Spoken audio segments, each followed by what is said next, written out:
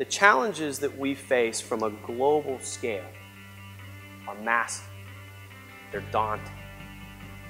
They're easy to ignore. Our role is really to challenge conventional wisdom. Let's forget about livable.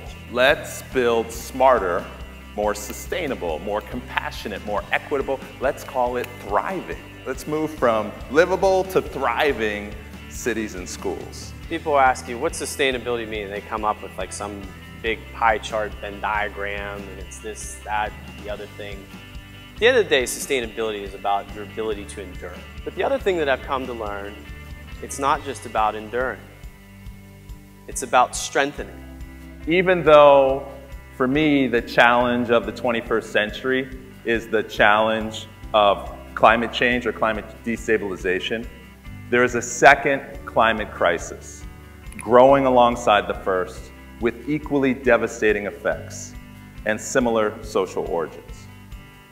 It is the crisis of our human imagination. It is the crisis of our human mobilization. It is the crisis of our human intervention, and there I'm talking about both policy levers and technology. And in a nutshell, it's the collapse of our educational system. We have not correctly identified the problem, right? We do not have an achievement gap, right? An achievement gap implies inequalities based on cultural or genetic difference. What we have is an opportunity gap. An opportunity gap remaps existing inequalities onto structural conditions.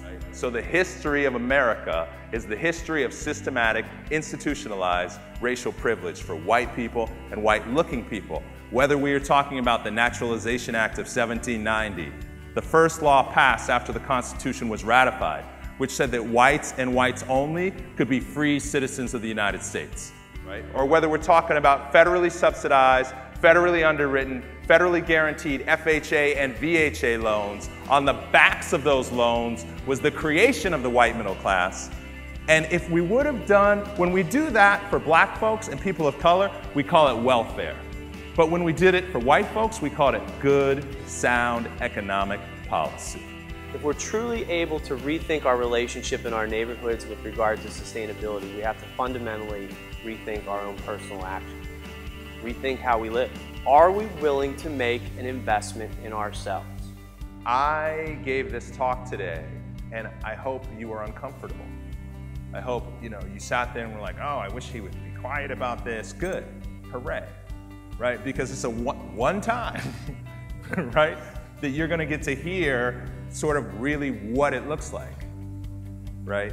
And I wanted to stick with you. Right, I told my own personal story because, and Grant did a great job of telling his own personal story because we all have stories like this, right? And we all need to be vulnerable if we're going to make that systemic change. So, you got one shot. You got one shot to create the next Pittsburgh. What are you going to do? How are you going to help? Are you going to make an impact? I think you are. Thank you very much. I appreciate the opportunity. It was great. It was fantastic. The food, the networking. As far as this talk is concerned, it was great all the way, and I'm happy that I came. Well, I liked how the speaker spoke about, moving forward from just a livable community to a more thriving community. I think that's something that every Pittsburgher should probably think about.